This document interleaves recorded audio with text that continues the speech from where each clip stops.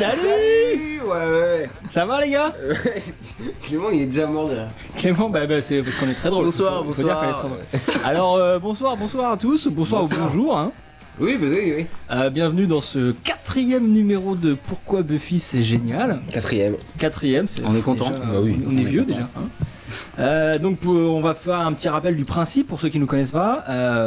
On va analyser, donner des anecdotes, des explications, des critiques même, et des infos sur Buffy à travers des commentaires audio pour mieux comprendre le show et l'apprécier à sa juste valeur. Ah. Voilà. Riley, tu parlais par-dessus moi, j'ai l'impression. Ah bon? Tu sais que c'est interdit ça. Non, pardon. C'est une peine de prison.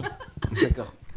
Oui, je suis pas bien installé ce soir, je sais pas pourquoi. On a reçu 1 milliard de plaintes concernant. C'était surtout toi en plus qui était visé. Ah bon? Il paraît que tu parles, tu chevauches les gens. J'ai pas compris ce que ça veut dire. Ah oui, je me souviens de ça. Oui, comme dans On refait le match. Comme dans On refait le match, ouais. Pas donc, tous ensemble. Donc si vous continuez comme ça, je vais appeler Pascal Pro et il viendra. Et il sera invité au prochain podcast, je crois. Tout à fait. Bon, là on dit n'importe quoi. Poursuivons. Le podcast, donc pour rappel, existe en MP3 sur iTunes, sur le site également du podcast, pourquoi-buffy-c'est-génial.wordpress.com. Vous pouvez également avoir une version en vidéo avec l'épisode en petite vignette. En vrai, je suis pas bien installé. Sur YouTube. Qu'est-ce qui se passe encore? Non, mais c'est bon, ok. D'accord. Alors, sans plus attendre, nous allons passer à la rubrique que tout le monde attend, la rubrique des gros bisous. Ah oui. Donc premier gros bisou de la semaine, enfin des 3 semaines. Hein. C'est 3 semaines déjà. Les 3 semaines. Si longtemps. Oui, alors a priori, voilà. Non mais ça c'est important de le préciser parce qu'on n'avait jamais précisé jusqu'à présent, mais a priori on va faire un podcast tous les 3 semaines. Ça va être notre rythme de croisière. Alors oui, dans 3 semaines je peux pas en fait. Ah. Bon. On en parle après. Nous cherchons un remplaçant pour Riley pendant 3 semaines. C'est très important, annonce officielle. Ah donc le podcast est maintenu même si quand je suis pas là. Oui, tout à fait. Super. Oui, voilà. A priori, notre rythme sera d'un podcast toutes les 3 semaines. On trouve que c'est bien parce que 2 semaines c'est chaud et 1 mois c'est trop quand même. On est d'accord. Alors la rubrique gros bisous, donc moi je voulais faire un gros bisou particulier à PodCloud parce que donc c'est un site sur lequel pour héberger des podcasts en gros. Et donc alors moi je débute dans le podcast dans les internets tout ça et donc j'ai beaucoup cherché les internets. et en fait qu'est-ce qui se passe? Rien. Non mais rien. Vas-y. On n'a pas le droit de parler donc quand tu non c'est pas ça, c'est parce que vu que je suis un professionnel de la radio, j'ai mis un casque et je ne vous entends pas très bien. Moi j'entends surtout ma voix. Tu entends pas ce qu'on dit? Non, peut-être vous dites n'importe quoi en fait. Oui, mais on parle de toi derrière ton casque. Et je ne peux pas l'entendre. Non, donc j'étais sur PodCloud. PodCloud c'est génial en fait, en gros vite fait. Si il y en a parmi vous qui veulent se lancer dans le podcast, ne cherchez pas d'autres sites. Alors j'ai compris pourquoi j'étais mal installé. Vous allez sur PodCloud, c'est très rapide, ils sont super sympas. La moindre question technique, on vous répond très rapidement et très correctement. C'est important. Non, mais j'étais mal installé, donc je sais pourquoi j'ai découvert. C'est compliqué. Non, j'ai découvert pourquoi. Voilà, et donc moi qui ai eu récemment un petit problème technique, ils m'ont été d'un grand secours et je les en remercie. Et d'ailleurs, donc je profite pour vous dire que le podcast Pourquoi Buffy c'est génial en quelque temps va changer de flux RSS. Et il sera donc du coup hébergé sur PodCloud. Vous aurez plus d'infos dans les prochaines semaines. C'est pour ça qu'il faut nous suivre sur Twitter, sur Facebook. Vous aurez toutes les infos. J'avais aussi un gros bisou à faire à Sartwoman. Sartwoman. Un gros bisou qui se reconnaîtra, qui écoute une fidèle auditrice du podcast. Elle est dans la même pièce donc. Ouais, elle n'en manque jamais un. Elle les écoute en live, c'est un peu ça la chance. C'est privilégié. Gros bisou à Sartwoman. Vous avez des gros bisous? Oui, alors Marilyn. Gros bisous à Marilyn qui m'a dit ce week-end qu'elle avait envie de revoir tout Buffy grâce à nos podcasts. Ça fait plaisir. Et voilà, c'est notre. Moi je dirais que c'est un sacerdoce. Voilà, notre sacerdoce, oui. Et alors d'ailleurs, je tiens à signaler qu'elle a vu l'intégrale à 40€ sur les internets. Les fameux. Tu veux dire que sur internet il y a des DVD en vente, c'est ça que tu veux dire? Des DVD à 40€ intégrale Buffy. Les 7 saisons. Franchement, je vais baisser ton micro. Ah non, mais attends, comment ça? Je parle trop. Non, mais si vous voulez, vous faites des réglages techniques pendant le live, hein, c'est pas. Non. Et donc, moi j'interprète ça comme un signe. Les Blu-ray, on en parlait l'autre jour en dehors des micros, mais. Les Blu-ray arrivent. Donc tu semblerais dire qu'ils sont en train de brader les DVD Buffy? Peut-être. Ils bradent leur stock pour choper les Bluray derrière. Je sais pas, en théorie, on fera un podcast spécial. On a hâte, en tout cas, on a hâte. Sans plus attendre, nous allons passer à la deuxième rubrique la plus attendue par les fidèles auditeurs, qui est la rubrique du sondage. Les résultats du sondage, Riley, quels sont les résultats? Ah oui, on avait lancé un sondage lors du dernier podcast, hein, bien sûr, sur le personnage préféré de Sartman, Ethan Raines, hein, son méchant préféré. J'adore ce personnage. Voilà, bien sûr. Et donc les résultats mitigés, hein, en mi-figue, mi-coton. Donc il y a eu égalité entre Halloween, épisode 6 de la saison 2, et The Dark Age, épisode 8 de la saison 2. Alors donc il faut nous départager. Il faut départager les votants. Il faudrait départager les votants. Donc nous allons... c'est exceptionnel ce qui se passe Halloween en direct. En direct live. Donc nous allons nous-mêmes voter, les membres de la team Pourquoi Buffy c'est génial, pour départager donc Halloween et The Dark Age. Alors donc Clément, quel est d'après toi le meilleur épisode avec Ethan Rayne entre Halloween et Dark Age? Halloween. Riley. Halloween. Eh ben j'ai envie de dire Halloween aussi, donc c'est officiel. C'est Halloween le meilleur épisode avec Ethan Rayne. Son premier épisode. Son premier, ouais. Alors peut-être, moi j'ai une théorie là-dessus. Peut-être parce que c'est le seul épisode où Ethan il fait un peu peur. Parce qu'on le connaît pas en fait. On le connaît pas, et il est inquiétant, il a des pouvoirs. Parce qu'en fait dans tous les autres il passe un peu pour un guignol, hein, Ethan, on est d'accord? Bah un peu. Clément? C'est bon, les problèmes techniques sont réglés? Je sais pas, au niveau pizza c'est réglé, mais les problèmes techniques on sait pas. On va espérer. Je sais pas, on espère que... J'ai l'impression quand même. Bon, alors aujourd'hui, donc on va vous parler de l'épisode 4 de la saison 4, Fear Itself, le démon d'Halloween en français. Ouais. Donc, alors, petit cours d'histoire, hein. Ce titre en fait, Fear Itself, fait référence à au discours d'investiture du président américain Franklin Roosevelt, donc qui a été président des États-Unis de 1933 à 1945. Et donc son discours le 4 mars 1933, dans son discours d'investiture, dans ce discours il dit que l'unique chose que l'on doit craindre, c'est la peur elle-même. Fear Itself en anglais. Bien sûr. Voilà, c'est super. Donc c'est le titre est en référence à ce discours. Sartman est passionné d'histoire. Voilà. Et Franklin Roosevelt est... C'est son modèle préféré. Je veux le ressembler. Donc, un épisode extrêmement intéressant pour plein de raisons, mais surtout ce qui va nous intéresser dans ce podcast, c'est que c'est un épisode très représentatif de la saison 4 en fait. Les personnages vont vivre des aventures et des problèmes personnels qui vont revivre tout au long de la saison en fait. C'est un épisode typique, qui représente toute la saison 4, c'est pour ça qu'on l'a choisi ce soir. Ouais, on l'a pas choisi au hasard. Nous travaillons un petit peu. Donc, épisode scénarisé par David Fury. Quelques mots sur David Fury. On dit souvent, il a cette réputation au sein de la Team Buffy d'être le spécialiste des épisodes horrifiques de la série. D'ailleurs, donc c'est quelqu'un par la suite qui va bosser sur des séries comme Fringe, Hannibal, 24, ouais, il Lost. a bossé partout lui. C'est mais c'est quand même toutes des séries qui sont marquées par une ambiance bien spécifique, je trouve. David Fury, on peut même dire que c'est un scénariste de genre un petit peu. Il aime bien le genre et le code du genre. C'est sûr qu'il bosse pas sur Mad Men quoi. Voilà. T'avais deux trois choses à dire sur David Fury. Il a bossé sur Lost, c'est important d'en parler je pense, pendant la première saison. Et il est parti, il s'est fâché avec les showrunners Damon Lindelof. Mais tant mieux parce que Lost c'est nul, non? Non, alors Lost c'est génial. Il a écrit notamment l'épisode 4 Walkabout sur John Locke. Un épisode excellent où on découvre que John Locke est handicapé. Spoiler! C'est pas grave, on s'en fout, tout le monde a vu Lost. Bon. Et donc voilà, non, ça a été important de le signaler. Puis il a bossé sur 24 aussi, je crois. Ah oui, non, mais sur Fringe aussi, à la fin de Fringe, il était vraiment super présent. La fin de Fringe, de la dernière saison? Bah ouais, mais même la saison nulle? Non, elle est pas nulle la dernière saison. Quand ils cherchent des cassettes vidéo, là. Quand ils cherchent des VHS. Bah ils sont dans l'ombre, c'est génial. Pardon, j'ai craché ça. Non, c'est nul. C'est nul. Donc, le pitch, qui a fait un pitch? J'ai préparé un petit pitch. Alors Riley nous a fait un pitch. Il a pas l'air convaincu. C'est exceptionnel. Tu as préparé un pitch ce soir peut-être? Bah non, mais je m'attendais à ce que ce soit toi, je sais pas pourquoi. Ah ouais, d'accord. Pourtant c'est exceptionnel, hein. Normalement c'est pas lui. Bah oui, ça m'étonne. Alors cette semaine, qu'est-ce qui se passe? Alors maintenant Buffy et le Scooby Gang est à l'université, saison 4. Tout a changé. Et donc l'adaptation à ce nouvel environnement a été compliquée pour Buffy. Tout à fait.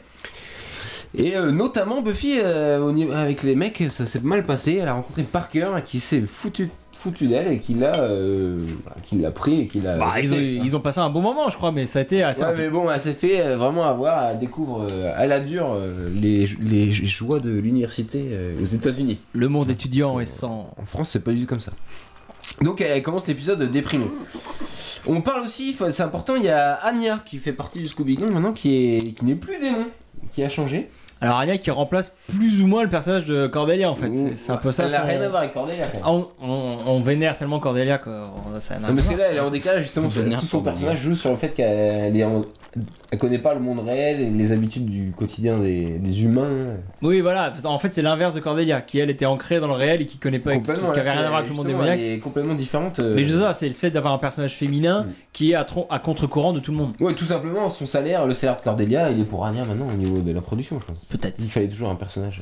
Mais bon, on regrette Cordelia. Et donc il y a un début de relation entre Alex et Anya. Ah. Qui va être un fil rouge qui va durer jusqu'à saison 6. Ouh. Même plus loin d'ailleurs. Bah oui. Et donc cette semaine, c'est Halloween. Épisode spécial. C'est prometteur. Qui dit Halloween dit épisode spécial. Et le Scooby Gang est invité à une fête dans une maison de confrérie étudiante. Parce qu'ils sont à l'université, aux États-Unis c'est comme ça, il y a des confréries, tout ça, on en reparlera. Ils sont bizarres, c'est vrai. Ouais. Et malheureusement, voilà, on en parle, la bêtise des occupants a réveillé une terrible menace. On a très peur. On va le découvrir tout de suite. Alors, le sommaire, de quoi allons-nous parler? De plein de choses. Donc, comme je vous l'ai dit, en priorité de l'évolution des personnages dans cette saison 4. Donc des bouleversements et de tout ce qui change dans cette saison 4. Parce que là, on sort quand même de 3 saisons dans le lycée, avec donc des codes visuels même et de décors, de narration qui étaient régulièrement les mêmes. Un problème, on se réunit dans la bibliothèque pour en discuter. Jace, la figure paternelle, l'observateur, le bibliothécaire est là pour nous expliquer le problème et on le combat et après c'est la fête, c'est la joie. Là, saison 4, les codes changent, certains codes changent, vu qu'on passe dans un tout autre contexte, le contexte de l'université. Vous allez voir que les personnages s'éloignent les uns des autres, mais vont se rapprocher en fin de saison, tout ça. Donc on va parler de tout ça, et on va aussi parler de la réalisation qui envoie du gros pâté. Comme par hasard, c'est un réalisateur... Pour utiliser une expression... On en parlera après, mais c'est un excellent réalisateur de série télé. Tiens donc. Avez-vous des trucs à rajouter avant de commencer? Juste parler que c'est la première fois dans Buffy, il me semble que on parle des maisons hantées. Et que c'est quand même un passage obligé des films d'horreur. Alors c'est possible, je suis en train de chercher. Alors dans l'épisode I Only Have Eyes for You, je crois que c'est ça le titre. Oula, oui. Fin de saison 2. Voilà, oui. Le lycée était hanté. Bon, c'était pas vraiment une maison hantée, mais rappelez-vous, saison 4, il faut passer par la maison hantée. Le lycée était hanté et fonctionnait comme une maison hantée, vu qu'il y a des serpents, des poltergeists, tout ça. Donc, c'est un peu ça. Mais oui, maison, là, c'est oui. Et puis là, c'est le classique de. Et puis même visuellement, ça va faire référence à des très vieux films avec la maison qui fait peur, les squelettes, tout ça, quoi. On peut y aller, Clément, qu'est-ce qu'il en pense? On y va? Clément, sait pas si son micro fonctionne. Peut-être il parle depuis tout à l'heure, on l'entend pas en fait. Peut-être qu'il y a un problème de micro. Alors, bon, ça marche. Donc, que tous ceux qui nous suivent en live et qui regardent l'épisode en même temps que nous se préparent. Sur le chat. Et Clément est responsable du chat ce soir. Donc, tranquille. Munissez-vous de votre télécommande ou de votre souris si vous regardez sur l'ordinateur, je ne sais pas. Et donc, préparez-vous à lancer l'épisode, on va pas tarder. Donc là, je suis sur le menu. Attention, 3, 2, 1. J'appuie sur OK. Donc comme d'habitude, on n'a pas d'animation là, saison 4. C'est parti, on est dans le Previously. Là on voit le Parker, qui s'est foutu de la gueule de Buffy. On déteste Parker quand même, parce que pour sortir avec Buffy... Il a pas joué dans Dawson lui. Tout le monde a joué dans Dawson. C'est possible. Donc pour sortir avec Buffy, il a largué le lendemain, faut pas être très très malin. Les draps rouges, c'est assez rare quand même. Mais c'est un show Parker. Ouais. Donc voilà, Previously... qui a l'air quand même pas mal basé sur Parker, et donc une Buffy qui est un peu déprimée. Pour montrer que Buffy elle le vit mal, quoi. Elle l'a mal vécu en tout cas. Ouais, parce que et ça va du coup se répercuter sur cet épisode là, Je vous rappelle que Buffy a été abandonnée par Angel en fin de saison dernière. Et donc là, de se faire une nouvelle fois abandonner par le premier gars qu'elle trouve sympa dans ce début de saison, c'est pas de bon augure. Donc on a une Buffy assez déprimée. Alors première scène, donc dans la cave de Xander. Super mouvement de caméra. Ouais, super plan pour commencer là. Voilà, c'est un plan assez rigolo pour commencer. Donc ça peut nous permettre de parler vite fait de Tucker Gates. Commence à l'intérieur de la citrouille en fait. Tout à fait. Et donc Tucker Gates, qui est le réalisateur de cet épisode, moi je vous conseille d'aller voir sa filmographie sur IMDb, c'est très très drôle. En fait, il a réalisé en gros des épisodes de pratiquement toutes les grosses séries de ces 15 dernières années. Mais à chaque fois, 1 ou 2 épisodes seulement, sauf quelques exceptions en fait. À mon avis, c'est quand même une pointure de. C'est une grosse pointure. De la réelle des séries télé. Bah, c'était le numéro 2 des réalisateurs de Lost. Ah là, mon Dieu. Jack Bender. Non, mais Lost, c'est une mauvaise série, rappelle-moi. Arrêtez ça, mais. Nous te taquinons, j'adore Lost. Tu n'es pas invité au podcast sur Lost, Sartman, désolé. Clément, tu viendras ou... On l'attend ce podcast, on l'attend. Donc oui, j'ai déjà fait tout seul. Pardon. Donc c'est un épisode qui va être extrêmement bien réalisé, on va y revenir par la suite. Il parle de fantasme. Alors oui, voilà, très important. Xander parle de fantasme, un film qui fait peur. Scary House. Moi, comme je suis un gars très sérieux, pour préparer ce podcast, j'ai regardé Fantasme que je ne connaissais pas. Très sérieux, hein. Très Alors sachez qu'il y en a eu 4. Un gros fan. Il y a une saga Fantasme. Il y a eu 4 films qui s'étalent des années 70 à 90, et il y a même un projet de numéro 5 pour 2015. Réalisé toujours par Don Coscar. Alors je ne sais pas s'il est encore vivant, Don, mais bien sûr, il a fait l'année dernière cool. John Dies at the End. Bah, ça serait John génial. meurt à la fin. Ça serait très très bien qu'il y ait un Fantasme 5. Donc vite fait, Fantasme, pour vous dire, c'est un slasher à l'ancienne, quoi, en mode 70s. Mais vers les 2 tiers du film, ça part complètement en sucette dans un style SF, et un peu gore et tout. Enfin, c'est un film très très cool pour ceux qui aiment le gore et le slasher. Il y en a eu 4. Et ça peut même plaire à Clément. Ça peut même plaire à Clément parce qu'il y a des espèces de Jawa zombies qui attaquent les gens. Je rappelle que Clément est fan de Star Wars. Promis, je vais regarder ça. Ah ouais, rien que pour les Jawa zombies, c'est quand même intéressant. Ça promet. Qui bouffent les gens, enfin c'est magique. Ou plan grue direct. Ah oui, donc là on est dans la rue la nuit. Donc là on peut parler 2 secondes de Buffy. Donc comme on l'a dit, elle est. Il y a du budget sur cette saison. Il y a plus de budget sur cette saison. Genre ils ont une grue, c'est pas. Bah attends, ils sortent pas la grue à l'épisode 4 d'habitude. Le budget. Donc voilà. Et ce mec déguisé en démon que Buffy frappe représente bien le problème qu'elle a. Si c'était un problème démoniaque, un vrai démon, il serait réglé plus longtemps, elle lui aurait mis un coup dans la goule. Mais ici le problème est plus humain. Et il se cache derrière un masque de démon comme Parker qui a mis ce masque de beau gosse, petit ami sympa. Alors qu'il était en réalité un enculé qui a profité de la pauvre Buffy. Tout est une histoire de masque et de faux semblants. L'homme se cache derrière. Et là ils sont déguisés dans cet épisode d'Halloween avec des masques. Enfin, nous sommes à Halloween, nous le rappelons. Donc générique début. Générique saison 4 que moi j'aime bien. Hein. Il est cool. Ouais. Avec Face et tout. Ouais, Seth Green qui apparaît dans le. Ah non, il était déjà. Je dis de la merde. Et voilà le plan avec la tronçonneuse qu'on va voir aujourd'hui. Justement. On va en parler aujourd'hui. Ouais, il est cool ce générique. Ouais. Si et le plan. Buffy. Alors, nous sommes donc. Nous arrivons à la fac, séquence dans le resto universitaire. Donc on savait pas qu'il y avait une fac avant à Sunnydale quand même, ça c'est quand même fou. Elle est apparue en fin de saison 3. C'est bon. Non, on en a pas parlé l'autre fois. Là, il faut. Bref. Bon, on veut une explication. Mais je pense que c'est le maire qui a créé une faculté. Ok. Peut-être. Bref, non, j'y crois pas. Connerie. Alors oui, dans cette scène, donc là, Buffy et Willow parlent de la découverte de la magie par Willow. Et Oz va intervenir. Oz est inquiet que Willow s'intéresse de trop près à la magie. Tout comme Giles d'ailleurs, qui dès l'épisode 221, donc dès Becoming Part 1, dit à Willow que c'est quand même dangereux de s'intéresser de trop près à la magie.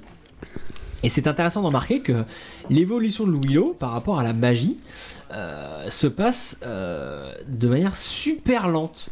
Donc en fait, parce que c'est dur d'apprendre la magie. Mais oui, mais c'est quand même rare. On est à une époque aujourd'hui où dans les séries il y a 15 twists par épisode, et là t'as un personnage dans Arrow par exemple, qu'une série que j'apprécie, mais dans laquelle il y a 15 twists par épisode. Là, on a un personnage qui va passer de je m'intéresse un peu à la magie à je suis une Dark Willow en 3-4 saisons, quoi.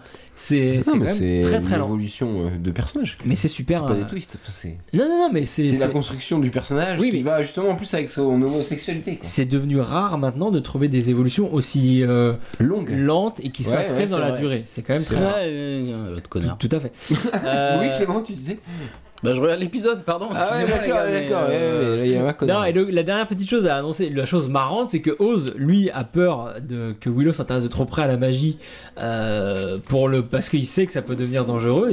C'est un personnage de raison. Sagesse. Mais ce qui est rigolo à noter, c'est que dans la saison 4 de Buffy, la magie représente en gros la quête de Willow de son identité sexuelle. Tucker Gates. Et qui est l'identité dans laquelle elle va pouvoir s'épanouir avec la rencontre de Tara. Mais c'est à la fin de la saison la rencontre. Oui, mais donc ça peut être c'est marrant de noter que Oz s'inquiète à l'avance. Que Willow s'intéresse à la magie, sachant que la magie symbolise le sexe. Ouais. Il y a Giles en sombrero. On a pas le temps de traiter les sujets parce que voilà, Giles en sombrero. Ça va un peu trop vite et là il y a Giles qui vient. Giles en sombrero, c'est assez génial. C'est assez génial, on est content. Il est plus du tout observateur, non, il est mexicain. Oui, parce qu'en fait dans cette saison, dans cette saison 4, il y a un changement radical du personnage de Giles. Ouais. Comme j'ai dit, tout a changé. Il n'y a plus de bibliothèque, Il est plus observateur, il s'est fait virer. Il est plus observateur depuis le milieu de la saison 3. Et donc tous les codes de son personnage volent en éclats. Le but de cette saison va être de nous montrer vous vous attendez à ça de la part de Giles, ben regardez, ça n'a rien à voir. Voilà, là il s'amuse. La preuve. Là il est ridicule. Là il s'amuse avec Même Buffy le pense. Sa petite marionnette de Frankenstein, enfin du monstre de Frankenstein, c'est assez ridicule. Mais c'est très drôle, voilà, on tord les codes de Giles se change complètement. Tout à fait, et même dans ses vêtements. Oui, c'est vrai, exact. Après on le verra plus tard. Mais les costumes en tweed, c'est terminé. On l'a même vu dans un épisode un petit peu avant, en short, parce qu'il venait de faire un footing. Enfin, ça n'a rien à voir avec le Giles qu'on connaissait. Mais bon. Finalement, donc ça lui a fait du bien de se faire virer du conseil des observateurs. Deux théories sont possibles. Est-ce que là, on nous montre le vrai Giles, alors qu'avant on ne voyait que le Giles boulot? Ou est-ce que c'est le fait d'avoir perdu son boulot, son statut de bibliothécaire, c'est sûr, c'est ça. Donc du coup, qui le fait changer. Rien à faire, il s'ennuie, il met son sombrero. C'est une espèce de crise de la quarantaine de Giles. C'est pour ça, ouais. Voilà, c'est peut-être. C'est un peu une crise de la quarantaine. Alors la séquence. Et d'où l'épisode Newman dont on a parlé dans le sondage. Là, ça sera clairement la crise de la quarantaine. Donc tout est lié. Donc cette saison est pensée en fait. Alors là, il y a quelque chose d'extrêmement important à dire. Excellente saison la 4 quand même. Oui, on en reparlera à la fin. On peut. Priorité au direct. Oui, bien sûr. BFM. Là, on est dans une séquence complètement basique, mais dans laquelle. C'est le Ranger Noir. Voilà. Le Ranger Noir. Le type qui apporte les. Oui, c'est lui. Le type qui apporte le bouquin et les araignées en plastique, c'est le Power Ranger noir. Et Emma Coffin qui joue Anya était le Power Ranger rose. Ça me revient maintenant. Véridique, il faut vérifier immédiatement là. Ouais, il faut vérifier. On demande sur le chat vérification. Alors attends, je sors le Minitel, je regarde. Mais je suis sûr de ça. Mais oui, mais il y a eu plusieurs versions de Power Ranger aussi et plusieurs castings différents. Il y en a eu plusieurs. Mais tu as sûrement raison, Ariel, te faisant entièrement mais ouais les gars, on se détend, priorité au direct, sérieux. Là, les Power Rangers, pardon, mais non, je pensais on prépare le podcast Power Rangers. Prochain podcast. Donc là, on est dans la cave de Xandar. Je voulais dire 2 mots sur la réal, mais je crois que le plan est passé. Bref, il y avait un plan complètement génial. Ah oui, voilà. C'est le premier plan de la séquence commençait sur les clés, en gros plan sur les clés de Xander. Il les prend, la caméra qui suit son mouvement, et on découvre par le report de point Anya. Voilà, c'était un détail de réal, mais c'est tout de suite, ça fait plus riche. Tu sens que les plans ont été bossés en amont et qu'on a un vrai cador aux manettes, quoi. Ça change. Parce que d'habitude, on a quand même tout le temps du plan large avec des persos qui rentrent dans le champ et puis après les plans se resserrent et champ contre champ. Voilà, c'est un peu basique. Là, on a des choses un peu plus cool, un peu plus réfléchies. Qu'est-ce que t'en penses, Clément? T'es d'accord? Ah ouais, mais carrément. Il est bien cet épisode. Mais oh putain, vous allez rigoler dès que je dis un truc ou quoi? C'est Raya qui rigole, c'est pas moi. Qui rigole, ouais, mais occupe-toi de chercher si c'est bon le truc là sur IMDb, mes couilles. Et il est agréable Clément ce soir, hein? Et non, mais si, il a raison, l'épisode est plus au niveau de la mise en scène, c'est plus intéressant. Il est plus Alors à savoir ils ont passé un cap. Et donc sur les personnages, au sujet des personnages, là il y a Anya qui en remet une couche à Alex sur le côté t'as rien à voir avec tes potes sont à la fac, toi t'es pas à la fac, t'es dans la vie active, tout ça. Et en fait ils en parlaient aussi dans la première séquence un tout petit peu. Parce qu'ils n'avaient pas invité Alex au départ à la soirée d'étudiants. C'est ce qui va caractériser le personnage de Xander dans cette saison 4. Il a cette peur d'être rejeté par ses anciens amis de lycée qui maintenant ont moins de choses en commun avec lui puisque lui ne va pas à la fac alors que eux vont à la fac. Séquence avec Riley. Ouh, bim. Alors Riley, tu es présent, là, voilà. on Vous te avez fait voit. bim trop tôt. Mais si, séquence dans l'amphi, il y a forcément Riley. Je suis désolé. Et Maggie Walsh aussi, un méchant. Alors Riley, qu'est-ce que tu as à nous dire sur cette séquence? C'était bien, il faisait chaud ce jour-là, je crois. Hein. Ah oui, du coup j'avais remonté ma chemise trop grande presque au-dessus de mes coudes. C'est vrai qu'elle est un peu grande. Et là en fait j'avais déjà envie de pécho Buffy, donc du coup j'ai préféré jouer la tête un peu sur le côté comme ça. Mais t'en étais conscient ou pas? Alors oui, parce que Joss m'avait dit autour d'un petit café qu'il fallait qu'on amorce ma future relation avec Buffy. Parce que moi j'ai l'impression que Riley découvre son affection pour Buffy dans l'épisode Initiative, qui est plus tard. Non mais alors là déjà, alors moi j'étais au courant des scénarios de toute la saison. Ah, dans le sous-texte en fait, tu le transmets dans le sous-texte, c'est ça? Mais évidemment, regarde, pardon, je plisse les yeux, là oui. ça veut dire que déjà j'ai envie. Hop, le plan, voilà, tout à je fait. m'assois en mode beau gosse. Ah oui, là c'est chaud quand même. Il y a des appels Et voilà. clairs, En des plus, signaux je sexuels. Là. m'étais lavé les cheveux ce jour-là. Et là, ce que j'aime bien aussi, c'est que je mens aussi à Buffy. Et que Buffy me ment aussi. C'est-à-dire qu'on a tous les deux une double identité. Oui. Je ne veux pas montrer que Buffy, que je suis d'initiative, et Buffy ne veut pas montrer qu'elle est la tueuse. Du coup, à la fin de la séquence, on se sort des fausses excuses, je sais pas si vous remarquez. Et parce que voilà, on est tous les deux en fait du même monde et il y a une sorte de jeu et sur la double identité qui est que j'ai bien aimé travailler avec Sarah Michel.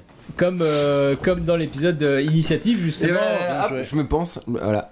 Non mais ouais, cette Quelle performance. Alors cette double identité chapeau. des deux personnages est très intéressante dans ce début de saison. J'espère qu'on fera l'épisode où je reviens drogué là, où je suis drogué dans un bar. Peut-être.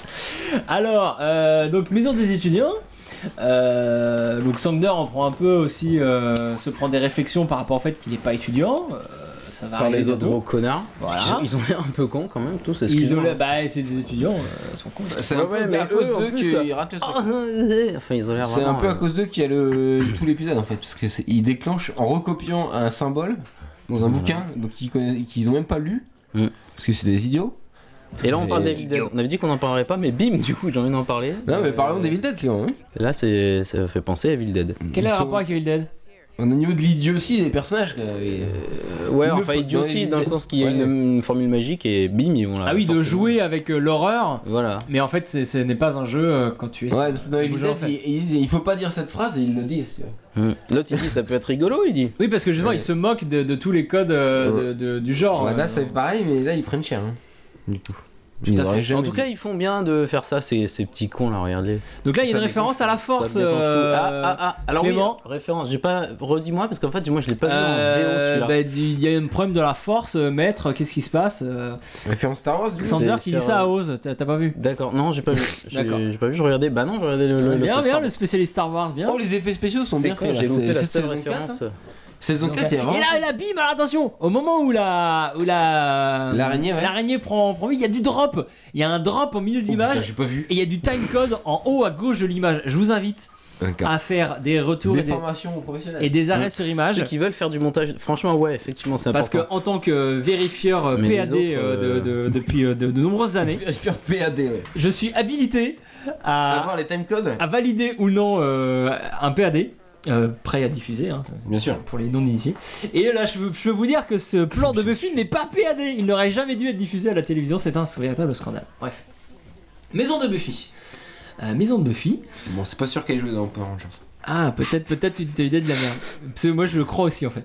Mais bon, bref. Tu crois aussi qu'elle a joué dans Power Rangers? Non, je crois aussi que tu te trompes. Ah, pardon. Bref, Maison de Buffy, j'ai 2-3 choses à dire. Il y aura un article sur le site sur Power. Il y aura un démenti.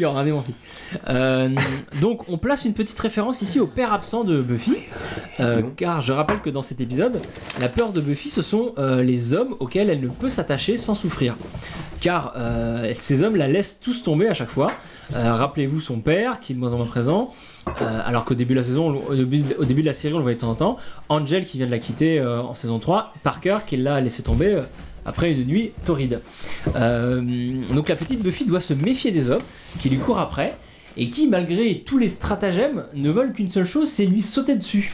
Et exactement comme le Chaperon Rouge, le personnage de Buffy, comme le petit Chaperon Rouge, ne veut que de la douceur et la protection de sa mère grand, qu'elle va voir pour lui confectionner un costume, mais elle tombe à chaque fois sur des loups déguisés en humains. Putain. C'est donc Sartman va très loin ce soir. C'est donc non, mais là c'est quand même clair. Oui. C'est pour ça qu'elle se déguise en Chaperon Rouge. C'est à cause de ce problème qu'elle a. Ah, c'est inconsciemment. Est-ce que inconsciemment se déguise en Chaperon Rouge? Alors ça c'est intéressant. Est-ce que c'est inconscient, David Fury qui lui dit de se déguiser? ou est-ce que elle cherche forcément pour ça? Elle cherche mine de rien à.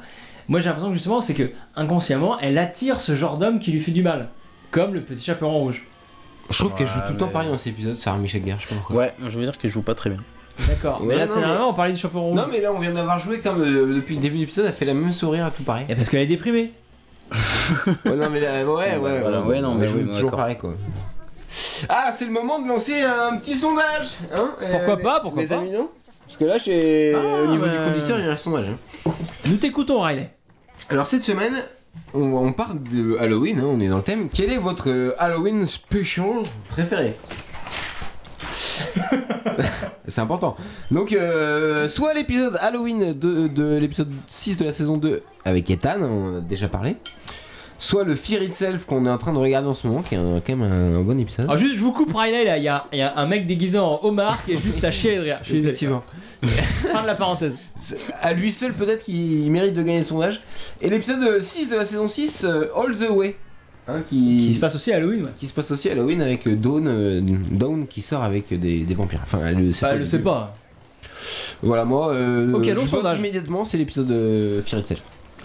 Ah oui, là, donc du vote en direct. Parce que comme ça, j'ai pas le droit de voter sur le site, mais je peux voter dans le podcast. Ouais, non, mais c'est n'importe quoi. Non, bah non. Toi, tu votes quoi, Clément? Mais rien, je vote pas. Je vais pas partir des votants. Putain. Oh, dis donc.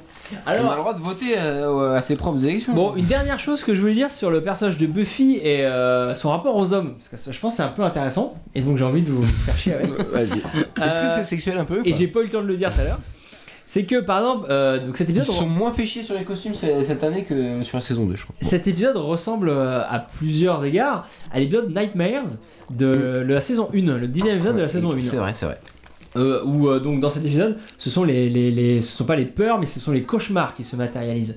Et Buffy, dans l'épisode donc de la saison 1, nous montre qu'elle a peur d'être rejetée par son père qu'elle adore à ce moment-là, et qui est en plus assez présent. Contrairement à ce qui va devenir par la suite. Costume de Oz, bien sûr. Et donc, ah oui, moi je suis complètement en décalage, mais bon, je m'en fous. Non, mais le costume de Oz. Et donc, si on était. Il est déguisé. Si on avait envie de psychanalyser Buffy. Faut regarder l'épisode. On vous dira pas ce que nous n'avons pas du tout les capacités de faire, mais on va le faire quand même. On pourrait dire comme théorie que. Ça, c'est l'initiative. Que Buffy. Que Buffy a un problème de représentation de la figure paternelle. Et éventuellement, si on pousse. On peut dire qu'elle va inconsciemment vers des hommes qui la repousseront d'une manière ou d'une autre. Et ça, c'était pour t'expliquer pourquoi elle s'habille en petit chaperon rouge. Ouais, ou alors on considère que Chaperon Rouge c'est le personnage de conte de fées le plus chargé d'émotions, enfin de trucs sexuels en fait. Oui. Et que c'est pas un hasard si on met Buffy déguisée. Mais justement, c'est un personnage. Oui, d'accord, mais bon, ce qui compte c'est priorité au direct. Ce qu'on voit, voilà, elle est en chaperon rouge. Voilà, donc c'est Clément le chef du podcast. Absolument maintenant. Pas. Je donne juste. Je vois qu'il y a un reculon là. La transition, on n'a pas vu l'attaque en fait dans la maison. C'est construit, c'est en ellipse et qu'on va découvrir en même temps que Buffy et les autres. Voilà, là il y a. On est de leur point de vue. On n'a pas vu le début du problème en fait. Où là où il y a plein de figurants qui courent paniqués. Je sais pas. Attends, il y a un plan. Là, hop là, attends. Ouais, il est là, cool, elles sont- Et ouais, et c'est Il y ouais, a eu un plan subliminal. subliminal. Ouais, ça c'est assez cool. Excellent. Assez cool. Donc pour ceux qui n'ont pas le visuel, c'est de la nana qui a très peur. Ouvre les yeux. Et, sur le pirate, et sur quelques images par seconde, on la voit sourire pendant la transition, pendant le raccord. Ça, c'est Le cool. montage est excellent. Non, c'est bien fait ça. Hein. Non, très bon épisode. C'est super riche. Et On sait pas sympa, pourquoi ce qui se passe. On sait pas encore quelle est la cause de cette. Et surtout, on alternait entre les scènes de folie et de danger, de peur à l'intérieur et les scènes de calme à l'extérieur. C'était ça aussi pour faire monter la pression, la tension, je veux dire. Ouais, tout à fait. Tout à fait. Non, vraiment, là, bien fait. Hein. Donc là, le gang est arrivé Attends dans la d'avoir maison. parlé. Miaou. Ah oui, il y a Mon peut-être- dieu, mais que se passe-t-il dans cet appartement C'est Sartcat. Alors là, Willow, elle est un peu conne parce qu'il y avait quand même un tout petit bout de toile d'araignée et bien sûr, elle fonce dedans. Pardon pour les. Peut-être elle en a les fait un petit Non, peu trop. les dents de la mouche numéro. Ça peut... Ah oui, c'est ma réplique préférée d'Alex là. J'ai pas eu peur, mais j'étais dans l'ambiance. Si, là, il y a le squelette qui l'attaque. Bah oui. Attention, et là, vraie araignée. Et là, voilà. Et ça donne un écho à la réaction démultipliée de Willow. C'est parce que 3 secondes après, elle a une vraie araignée sur l'épaule. Donc c'est intéressant. Est-ce qu'elle aurait peur des araignées? Bah Mais non, non, c'est des mais grenouilles qu'elle a peur. araignée. Ah bon, des grenouilles? Elle a une phobie des grenouilles. Ah. Et oui, dans la saison 2, on en parle régulièrement. Ah oui, exact. Alors, là, Je vous ferai un podcast sur la phobie des grenouilles de Mais Willow. David Fury n'écrivait pas en saison 2, donc il a peut-être zappé ce problème. Peut-être il est pas au courant de la phobie des grenouilles. Sinon, il aurait mis des grenouilles. Il aurait mis une toile de grenouille dans l'angle. Si, c'est bien connu, les grenouilles font des toiles. Oui, bien sûr. Tu savais pas? Ah non, ça j'ignorais, non. Donc là, on découvre du sang. Donc, peut-être qu'il se passe un truc pas terrible. Ah, En fait. c'est chaud, c'est un peu chaud. C'est un peu chaud, on a peur. On est très inquiet. Et qu'est-ce qui se passe? Il y a des petites chauves-souris. Oh Ah, mais il y avait une chauve-souris chez moi, dans l'escalier de chez moi avant-hier. Ah, merde, et t'as. Il y en avait qu'une. Mais il n'y en avait qu'une seule, mais. Non, c'est chiant. Et est-ce que tu t'y mets accroupi et tu t'es caché la tête comme le font Il faut toujours se j'ai voulu cacher les essayer de cheveux. me T'as vu faire mordre, je voulais me faire mordre pour avoir des pouvoirs. Merde, ça a donné quoi? On sait pas. C'est raté. C'est dommage. Donc là, Oz, lui, il a pas peur de chauve-souris, il l'a ramassé, tranquille. Bah, c'est un loup-garou. Parce que c'est. Oui, mais il constate que. Mais non. Parce qu'il les rattrape toujours, il les ramène toujours à la Ouais, réalité ça un fait peu. flipper, hein. Et là, on est dans la maison hantée, les bruits d'outre-tombe qui arrivent. Alors là, ouais. Anya déguisée Le en plan lapin. est quand même génial. Voilà, le plan au grand angle, panneau Est-ce que bas c'est le haut premier là. épisode de Tucker Game. Très serré, c'est le premier et un des seuls, je crois. Hein, Ah oui, de d'accord. Tucker. Ah oui, non, mais c'est une vedette, hein, on peut pas l'avoir tout le temps. Hein. Il doit coûter plus cher que les autres. Hein. À mon Un avis. gros bisou. Gros Donc bisous voilà, à Tucker. plan déjà intéressant et qui Même met s'il y en a un valeur fer, l'humour et le grotesque du costume de Anya. Qui, pour vous dire vite fait, regardez bien ces oreilles de lapin qui sont pliées. Plié vers l'avant. Et vous allez voir que dans les séquences qui vont suivre, elles vont être moins pliées. Peut-être il y a du faux raccord dans l'air. Non, ils ont mal fait leur boulot. Après, c'est pas très grave. Attends.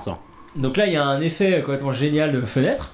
Ouh, ouais, la fenêtre se ferme. Cool. Non, mais les effets spéciaux sont mieux hein, dans cette saison 4, non? Bah, déjà, ouais. Bah, c'est mieux, là, il y a la technologie qui a évolué un petit peu aussi. Ils ont plus de sous, je pense. Peut-être, également. Ah si, mais la série est de plus en plus... elle cartonne de plus en plus, hein, à cette époque. Ah oui, non, mais bien sûr, oui, ça c'est vrai.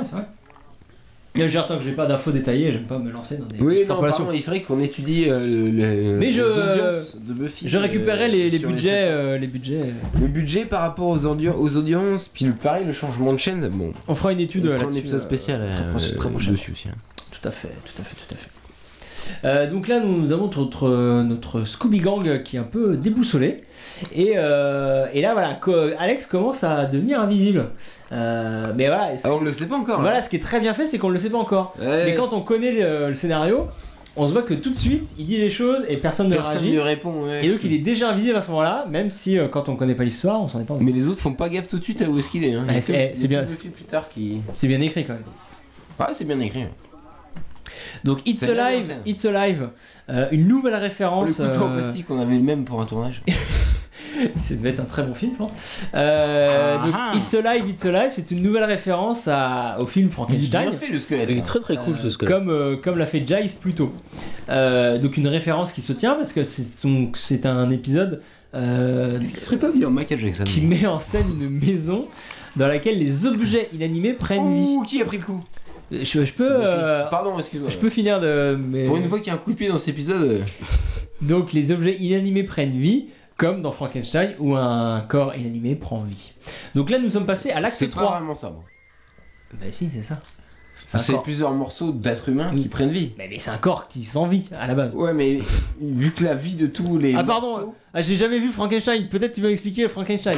Oh là là. Et les gars, et si on avançait parce que là, pour le coup, c'est honteux. Bah, on fera un podcast sur Frankenstein. Mais non, mais en plus, oui, non, mais d'accord, en plus. Oh la vache. Avant, je te jure, non, mais c'est ça, les deux, vous avez raison. Faut voilà, Toi, t'as envie que ça se termine très vite en fait. Mais non, c'est que j'ai l'impression depuis tout à l'heure, non? Ça peut finir en bagarre générale. Celui-là commence un peu à me faire chier. Je ne cache pas. Attends, pourtant t'as Jace. C'est un sombrero. Jace en sombrero qui bouffe des bonbons dégoûtés, c'est quand même génial. Non, c'est pas génial, là, le conducteur, on est quand même paumé. Alors, et bim, regardez, donc Anya qui déboule chez Jace. Je vous invite à jeter un œil sur la forme des oreilles de lapin. Ouais, non, mais ouais. Il y a comme un souci, c'est quand même scandaleux. Non, mais. C'est scandaleux. Il y a pas de dans la salle. Oui, c'est comme ça, les prénoms sont balancés. Non, je m'appelle Sartman. C'est faux. Alors, on peut pas couper pendant les commentaires. On peut pas couper. Donc les oreilles du costume ont changé. Alors il y a des rumeurs qui disent que ce serait le stagiaire costumier qui aurait déplié en gros les oreilles. Non mais pendant un trajet en voiture. Ou est-ce que c'est une connerie? Non, c'est une rumeur. Et il y en a certains qui disent qu'il aurait été comme punition, il aurait été lapidé et émasculé. Ah oui, d'accord. Donc c'est officiel. C'est complètement officiel. Donc retour à la maison hantée et là il y a grosse dispute. Et Alex, c'est comme dans l'épisode. Est toujours invité. C'est comme dans The Yoko Factor. Ouais. Voilà, c'est ce que je vous disais. C'est un épisode qui est extrêmement représentatif de toute la saison et toutes ces peurs et ces différences entre les personnages vont se développer au fur et à mesure de la saison jusqu'à exploser dans l'épisode donc 420 The Yoko Factor dans lequel Spike est inspiré par Adam mitonne tous les membres du Scooby Gang pour isoler Buffy. Et là, c'est exactement ce qui se passe, donc sans l'intervention de Spike, mais uniquement par l'intervention de la maison hantée. Buffy et chaque personnage du gang se retrouvent seuls. Là, Alex, Buffy ne le voit plus. Voilà. Mais tu crois que déjà dans la scène, avant la fin de l'acte 2, c'est déjà comme ça ou pas? Parce que ben moi j'ai cette impression. Moi j'ai l'impression que c'est maintenant que ça commence, mais. Non, parce qu'il faut regarder dans la scène avant de la dernière scène de l'acte 3. Ça donne envie de refaire ce podcast pour revoir à quel moment exact ça commence. Il disait déjà quelque chose, il était en retrait, même dans la mise en scène on le voyait. Oui, c'est vrai, il était au fond. Il était au fond, tout le monde avançait vers l'armoire et lui restait seul en train de parler. Comme là ce qui se passe, le travelling arrière qui isole Alex du reste du groupe. Il a un costume trop grand pour lui aussi. Bah oui, costume de location. Alors Clément, t'avais quelque chose à nous dire en rapport à Nightmares, l'épisode donc sur les cauchemars peut-être. Billy, l'épisode. Non, pas vraiment, j'avais juste dit que ça me faisait penser. Oui, bah oui, alors, mais ça c'est exactement voilà. vrai. Après j'ai pas dans le détail les trucs, ça me faisait penser. Là contrairement à l'épisode de Billy où c'était les cauchemars, là c'est la peur en fait, c'est pas du tout exactement. Les cauchemars. Mais alors mais ça je l'ai dit il y a 5-6 minutes déjà, donc peut-être on peut éviter de répéter les choses que peut-être c'est en allant. Éventuellement. Ok, oui, non, bah alors répétons. Non, répétons pas, oui. Répétons pas.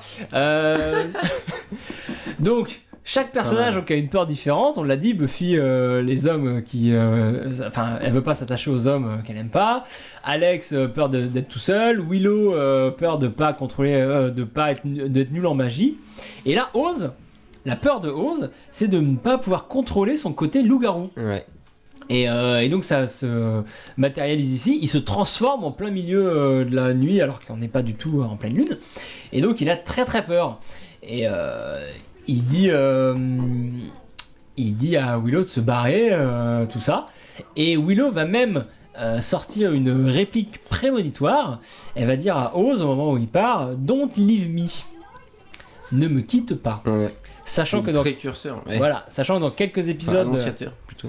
Oz va se casser. Don't leave me. Voilà, c'est là. Sachant que Oz va quitter Willow dans quelques épisodes, ça justifie la peur, les peurs de Willow et de Oz. Donc là, on a Alex qui est tout seul. Donc comme je vous ai dit là, sa peur c'est d'être invisible. voilà, non, c'est D'être le loser mais de service, invisible. ce qu'il est déjà un peu. Bah, non c'est ce qu'il est. invisible vis-à-vis de ses amis de lycée avec qui il n'a plus grand chose en commun vu que maintenant parce qu'ils se sont exclus parce qu'il n'est pas lui à l'université. exactement. Ouais, d'accord. Évidemment. Exactement. Ouais. Bah, pardon, on en mais parlait non, pas je croyais tout à l'heure. bah justement Justement, on est là pour en parler, pas pour ne pas leur parler. tout à l'heure on avait parlé avant que ça enregistre de Avant que ça enregistre. voilà, c'est dommage. C'est dommage. Donc autant en C'est parler con. maintenant. Bref, donc oui, mais évidemment, c'est ça. Sur le chat, il y a de l'activité, je crois, sur le chat, Clément. Voilà, ça joue beaucoup à Candy Crush. Ouais, j'ai gagné ça à Candy Crush, machin, tout ça.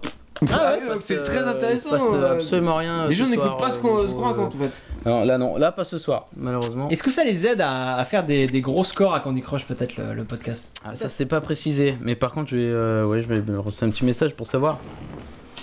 Oui, voilà. Donc là, écoutez bien la musique, les quelques accords.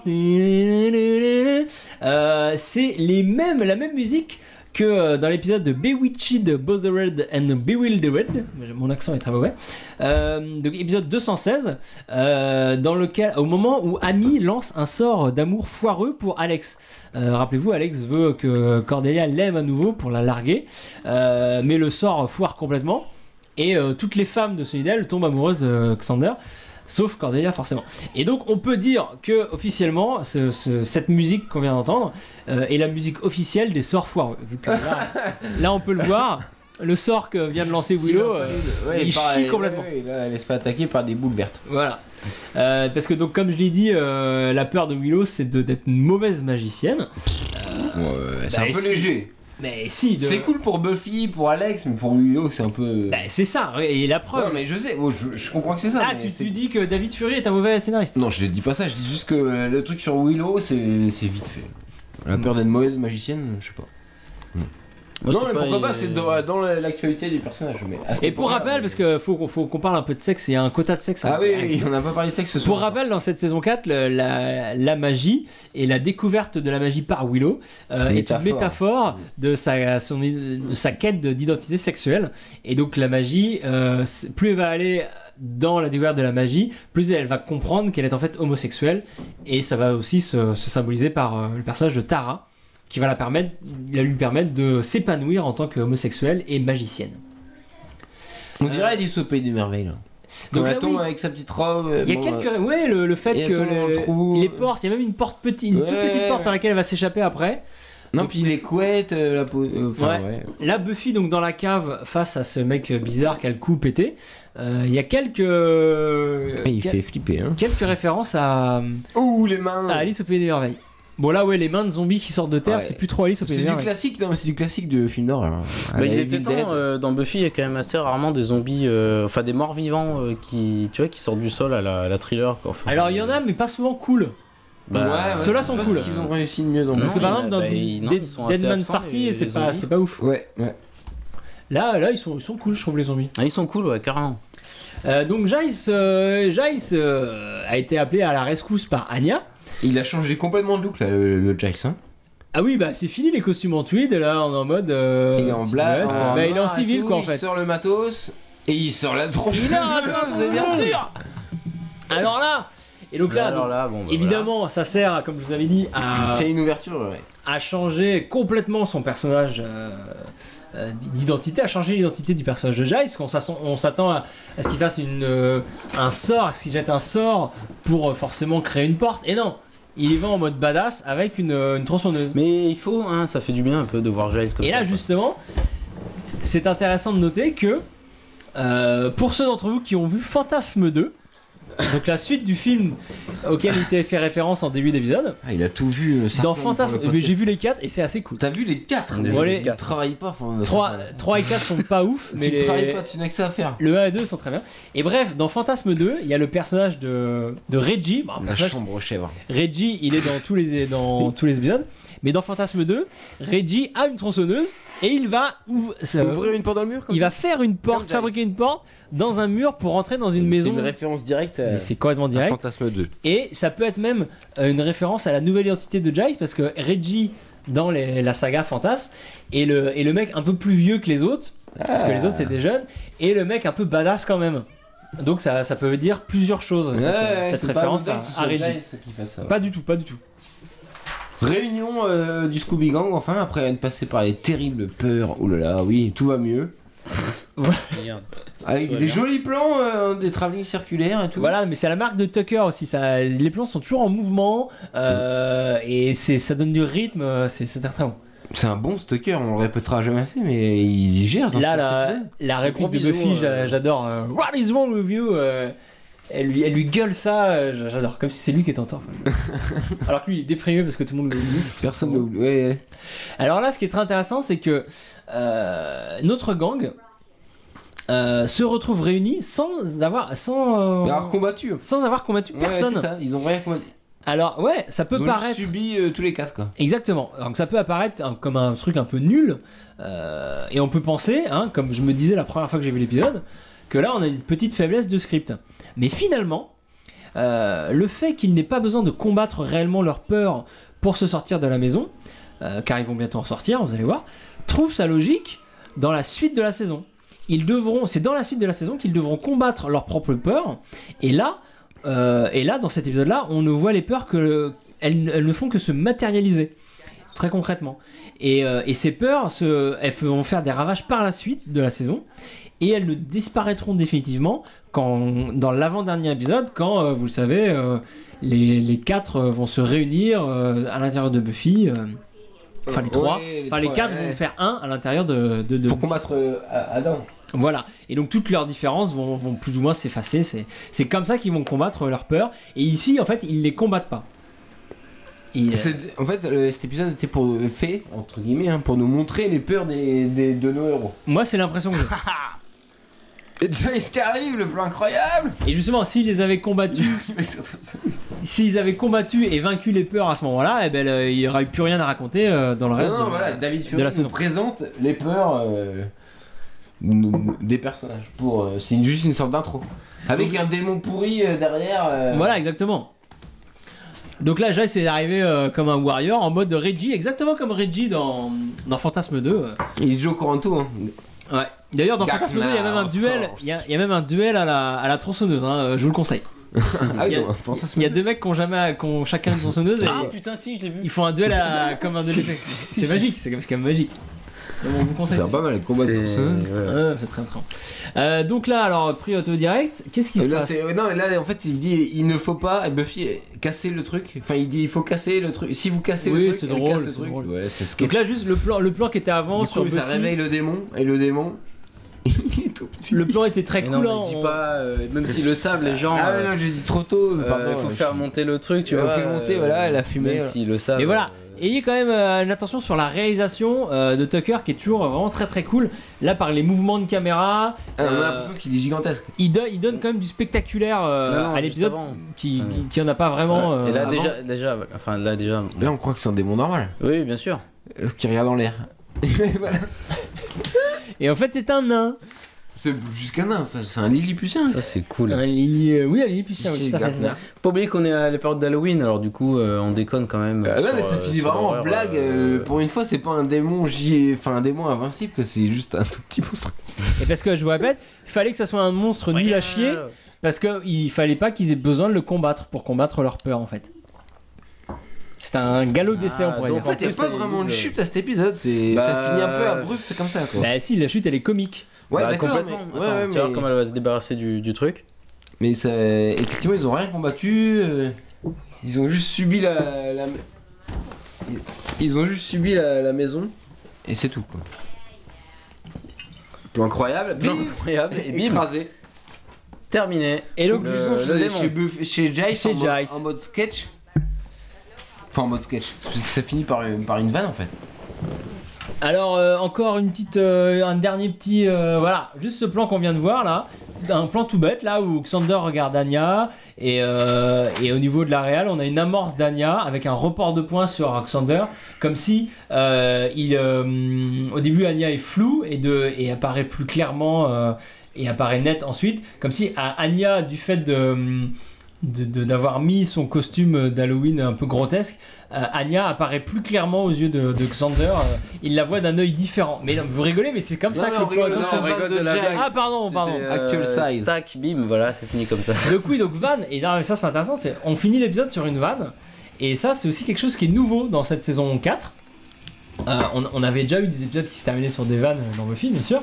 Mais là, c'est quelque chose qui va pratiquement se systématiser. Et ça va devenir presque un nouveau code de la série. Ah oui, d'accord. Ah bah ouais, t'en as plein. Dans la saison 4, t'en as plein d'épisodes comme ça qui se terminent sur des vannes.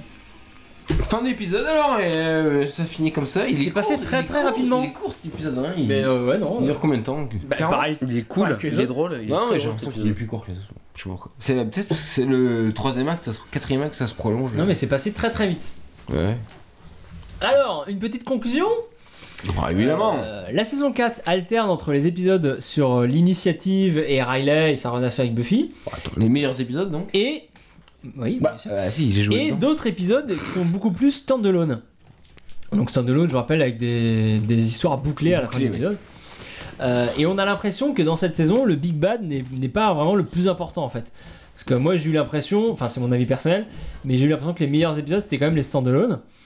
Et ça peut même être prouvé par le fait que le Big Bad est tué dans l'avant-dernier épisode et que le permet dans l'avant-dernier épisode, pardon, j'en bafouille, et que le Jean bafouille et que le dernier épisode, lui, il est centré sur les personnages et non pas sur le méchant. Donc ça tendra. C'est vrai que il tue le Big Bad, ouais. Voilà, dans l'avant-dernier épisode, ça tendra à prouver que le Big Bad n'était vraiment pas le plus important dans cette saison. Vu que le final n'est pas consacré à ce Big Bad. Donc ça change. Voilà. C'est une saison 4 aussi, donc ça permet également de se libérer, car la série elle est maintenant établie, elle a ses fans, elle a ses codes. Et donc. On bouleverse tout. Voilà, on peut bouleverser les codes. Ça, c'est vraiment bien aussi. On peut s'en amuser, comme on fait avec Jace. C'est une bonne saison. On fait presque de la parodie de Jace ou de l'inversion de code, je sais pas comment dire. Et ce moindre détail, quand on fait référence par exemple à l'épisode d'Halloween sur les costumes ou à d'autres choses, le spectateur va tout de suite comprendre à quoi on fait référence. Ça, c'est des choses qu'on peut faire uniquement quand la série est établie et a déjà ses spectateurs. Donc le thème de la saison, comme je l'avais dit, c'est comment rester ami avec des gens rencontrés dans un certain contexte et que ce contexte a changé. Ici en l'occurrence c'était le lycée qui a disparu. Les 4 personnages principaux vont donc se tourner vers l'extérieur de leur cercle d'amis et non plus les uns vers les autres. Avant, dès qu'il y avait un problème, on se tournait les uns vers les autres. Entre Scooby Gang. Et là dans cette saison 4 on va se tourner vers l'extérieur. Jace, au lieu d'être omnubilé par la sécurité de Buffy et par sa mission, va au contraire l'encourager. Il s'occupe de lui et il va encourager Buffy à avoir plus d'autonomie. Willow, qui ne jugeait que par Xander et par Oz, va s'épanouir avec Tara. Xander, qui a toujours été amoureux de Buffy, et puis après qui est sorti avec Cordelia et qui a fréquenté avec Willow, lui va trouver en Anya, extérieure au gang dans un premier temps, une stabilité amoureuse. Et enfin Buffy, traumatisée par Angel et par les garçons en général, va se mettre en quête d'un petit ami normal. Ça c'est raté. Et oui, mais voilà, parce que comme je vous dis, inconsciemment, elle ne recherche que des hommes qui nous font du mal. Ça, c'est une théorie que je développerai dans un livre à venir. Ouais, bien sûr. Podcast Freud. Nous parlerons de Freud dans le prochain podcast, soit dit en passant, Clément. Donc voilà, elle cherche un petit ami normal qu'elle croira trouver en Riley et qui a tout l'air d'un mec normal, et en fait, c'est pas du tout un mec normal. Donc, pour conclure, très bon épisode. Excellent épisode. Super épisode. Très cool. Drôle, bien fait. Super bien fait. On sent très nettement différent de d'habitude et tout. Il y a une augmentation des moyens. Il y a une réalisation qui est beaucoup moins classique, qui est très cool. Il y a beaucoup de décors, j'ai trouvé. Des scènes plus courtes. C'est très rythmé. Ouais, carrément. Le montage, la narration. Enfin, c'est vraiment. Mais donc voilà, super épisode. C'est un épisode standalone, qui ne s'inscrit pas dans le. C'est vrai, c'est un standalone, ouais. Au moins dans les narrations de la saison. C'est un peu le genre d'épisode qui est à l'origine de la création de ce podcast, j'ai envie de dire. dans des épisodes pas trop commentés, un peu. Oui, c'est vrai, oui. Anecdotiques, tout ça qui sont un peu inaperçus, qu'on oublie un peu, où il y a l'essence même de Buffy, où tout est résumé. Quoi. Non mais t'as raison parce que je crois pas l'avoir. Je crois pas l'avoir déjà dit, mais on va. Nous, il n'y a pas de bonus. Non, mais le original script, on s'en fout. Non, mais c'est vrai qu'on l'a jamais précisé, mais nous on a prévu de s'intéresser dans un premier temps aux épisodes qui n'ont jamais été commentés par les scénaristes ou producteurs ou acteurs ou que sais-je de la série. On essaye de s'intéresser aux épisodes peut-être moins connus et moins mis en avant. C'est sûr que ça sera génial de commenter Once More with Feeling, Hush, mais ce sera pour plus tard. Mais on le fera plus tard et on sera installé, quand on aura fait 2000 podcasts, qu'on sera enrôlé comme des fous. Voilà, et qu'on aura fait tous les autres surtout. Voilà, ouais. Donc, dernière rubrique du podcast, la rubrique Si t'aimes Buffy, tu vas aimer ça. Il faut la rubrique. Donc là, j'ai, on a donc deux. Alors attends. On en a deux. Voilà, je sais pas quoi, mais on en a deux. Riley et Clément, vous avez préparé cette rubrique. Donc dites-nous. Riley, vas-y. Alors oui, donc je commence. Bah alors, je commence. Vas-y. Moi j'ai envie de vous parler de la BD Dylan Dog. Que j'ai ramené. Donc un chien qui s'appelle Dylan. C'est très radiophonique, là voilà. C'est en noir et blanc. Ah oui, c'est très joli, ouais. Ça c'est le premier tome, L'Aube des Morts Vivants ça s'appelle. Et donc qu'est-ce que c'est Dylan Dog? C'est une BD italienne qui a été créée en 1986 par Tiziano Scalvi. Bon, par contre c'est écrit en français, je vous rassure. J'ai la VF, malgré mon passé italien. Et donc ça raconte les enquêtes de Dylan Dog, qui est un détective du surnaturel à Londres.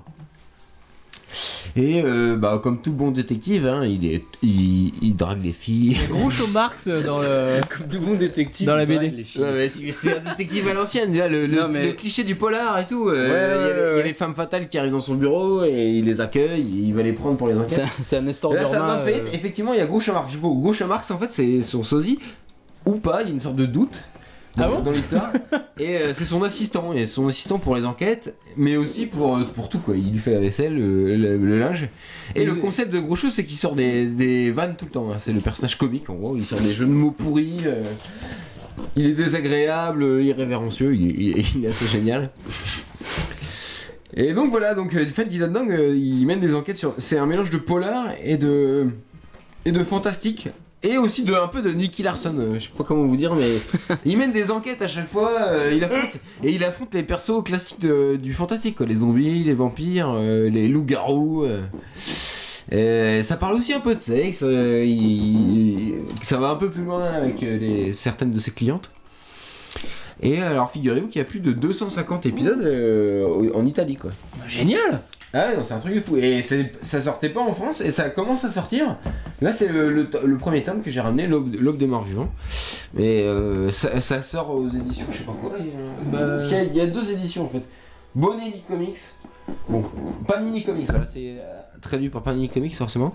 En gros, aussi ça parle un peu, c'est un peu dans l'esprit de Sherlock Holmes. Parce qu'il fait de la clarinette, il est végétarien. C'est un personnage décalé. Et si vous n'aimez pas trop lire les BD, vous pouvez voir aussi un film qui n'est pas un film Dylan Dog, qui est un film qui s'appelle Della More Della Morte. Je sais pas si vous l'avez vu, c'est un film de 94. Réalisé par Michel Saovi. Bon, bref, peu importe la prononciation. Michele Saovi, ouais, c'est réalisé par lui donc. Et en fait, Dylan Dog, si on regarde bien, c'est les dessins dans la BD. Il est inspiré par l'acteur Rupert Everett. Vous voyez le mec un peu? Non, je vois pas. Oui, si, on voit vite fait. Et donc, dans ce film Della More et Della Morte, c'est Rupert Everett qui joue le personnage. Et c'est un film qui est très inspiré par Dylan Dog. Mais c'est le même univers. Est-ce qu'il est bien ce film? Et le film, je l'ai en DVD, je te prêterai ça. Non mais est-ce qu'il est bien? C'est ça que je veux savoir. Non mais si tu verras par toi, mais il est cool, ouais. Comme ça, ok. Dans un bon film d'horreur, un peu dans l'esprit un peu Sam Raimi ou différent en tout cas des autres. Bon, vous avez été beaucoup trop long, Riley. Je suis obligé de vous couper. Vous me couperez. Clément, tu avais aussi un système Buffy, tu vas aimer ça? Oui, j'en ai un. Bon, après, si c'est trop long, on coupe, mais. Non, mais on coupera Riley, t'inquiète, tant on te gardera en entier. Alors, oui, donc moi, c'est un bouquin qui est en 3 tomes, qui s'appelle L'Agent des Ombres, qui sert de porte-micro à Riley, en fait. Donc Ah, pardon. Hop là, voilà, je le reprends. Pardon, je vais être obligé de... Voilà, de Michel Robert. Michele, peut-être, non? Non, c'est Michel Robert. Michel. Figure-toi que c'est un ancien prof d'handball, pardon. Donc c'est un français, Michel. Prof de handball. Voilà. Okay. Qui a écrit de la fantasy et qui raconte en fait de l'ambassadeur des ténèbres qui s'allie à l'archimage du chaos pour arrêter les forces de la lumière. Et ils envoient Selendil, un guerrier légendaire, autrefois soldat de la future lumière justement, enfin lumière avec un L apostrophe quoi, tu vois, la lumière quoi. Ouais. Un L majuscule tu veux dire. L majuscule pas. Allez, lumière, c'est quoi lumière? Un petit peu fatigué. Sauf que Selendil, donc le guerrier légendaire qui a été envoyé, lui a sa quête personnelle à lui. En effet, il doit retrouver ses anciens alliés qui l'ont trahi 10 ans plus tôt et qui travaillent pour la lumière. Parce que c'est un ancien agent de la lumière, excusez-moi, je le vends super mal. Et ils l'ont trahi, battu et laissé pour mort. Donc il revient 10 ans plus tard. Et il est pas content. Pour reprendre sa revanche. Et il n'est pas content parce que c'est un tueur légendaire qui manie voilà, la dague comme personne. C'est assez intéressant à lire. Parce que les fans de Buffy vont aimer, tu penses? Bah oui, parce que en fait, pour la faire courte, voilà, il y a des intrigues politiques, de la corruption, de la magie, des sortilèges, du sexe, de la drogue et des arts martiaux. Comme dans Buffy. Je me suis dit voilà tiens ça pourrait intéresser fans de Buffy parce qu'on pourrait je sais pas comparer ça à un espèce de Spartacus, vous voyez la série Spartacus gothique parce que mais gothique dans le sens les goths quoi. Voilà. Spartacus oui, ça a l'air intéressant Donc répète le titre si tu peux. Et ben voilà, c'est l'agent des ombres et moi j'en suis au tome 2 qui s'appelle Cœur de Loki et j'aime bien. D'accord. J'aime bien. C'est sympathique. Et ben c'est super. Et des fois ça va loin, c'est pas toujours super subtil, mais c'est intéressant. Et ben écoute, merci à vous deux pour ces. Et toi, non, t'as rien cette semaine, toi? Eh ben non, vous avez bossé, alors moi j'ai fait relâche. Ah ouais, d'accord. Je vous parlerai de Lucie, le film incroyable de Luc Besson, la prochaine fois si vous voulez. Oh la vache, oui, ça a un rapport avec Buffy. Bien sûr, une blonde badass qui défonce des mecs, c'est complètement Buffy. Tu seras tout seul. Ah bah il y a des chances. On viendra pas au prochain podcast. Bon, c'est ainsi que je dois conclure. Ah oui, c'est ainsi qu'on termine. Le 4e numéro de Pourquoi Buffy c'est génial. Cool. Voilà, on a été extrêmement désordonné, j'ai l'impression ce soir. Je sais pas si désordonné. Juste impression moi. Désordonné, c'est-à-dire? Bah on parlait n'importe comment les uns sur les autres, non? Moi j'étais paumé moi dans le compte. Ouais voilà, c'est ce que j'entendais par désordonné, ouais. Ah ouais. Bon, c'est un des épisodes. On verra. On écoutera et on essaiera. On n'a pas dit, la prochaine fois on fait un épisode de la saison 5 bien sûr. Bah oui, c'est ce que j'allais dire après. Ah bah ouais, bon bref, j'anticipe. On essaiera d'être toujours meilleur la prochaine fois. Donc la prochaine fois nous parlerons donc dans 3 semaines normalement, hein, c'est parce que c'est maintenant officiel, le rythme sera toutes les 3 semaines. En 3 semaines je peux pas. Donc oui, dans 3 semaines nous parlerons de l'épisode Crush, l'épisode 14 de la saison 5. Un épisode sur Spike et les femmes. C'est vrai qu'on n'a pas vu Spike encore dans Pourquoi Buffy c'est génial. Ah bah là ça sera fou sur lui. Vite fait dans le générique. Vous avez vu tout à l'heure. Ah bah là vous allez voir que Spike enfin l'épisode Spike, cool. Il est entouré de toutes ces femmes qui le font chier profondément. Toutes des casse-couilles. Et non mais c'est un épisode super intéressant parce que c'est un épisode dans lequel c'est le sentiment amoureux qui est le méchant de l'épisode.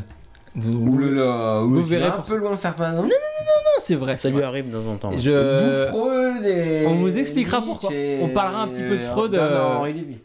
Surtout de Freud, les autres c'est des connards. D'accord. Mais on parlera un petit peu de Freud parce qu'il y a beaucoup de choses à dire. Bon bref, on vous fait des gros bisous. Oui, gros bisous. Suivez-nous sur Twitter, sur Facebook, abonnez-vous à la chaîne YouTube. S'il vous plaît. Il faut nous suivre, mettez des commentaires. Déjà pour faire des pouces, partagez. Déjà pour faire des vues et tout ça. Et surtout, comme je vous dis, on va pas tarder à changer de flux RSS. Donc si vous êtes abonné iTunes, abonnez-vous aussi au Twitter, au Facebook pour avoir les prochaines infos parce que ça va. Ça bouge. Ça va bouger un petit peu sur iTunes. Au niveau flux RSS, ça bouge. Voilà, ça sera pas grand chose. Il y aura juste à appuyer sur un bouton pour vous vous réabonner, mais bref, ça va bouger. Préparez-vous, hein. Entraînez-vous. On vous expliquera tout par les réseaux sociaux et tout ça, tout ça. Les internets. Par les internets. Les internets. Ça, c'est beau, ça, c'est beau. Bon, gros bisous, la bonne soirée et à très bientôt. Salut, à bientôt. Tchuss. Ciao.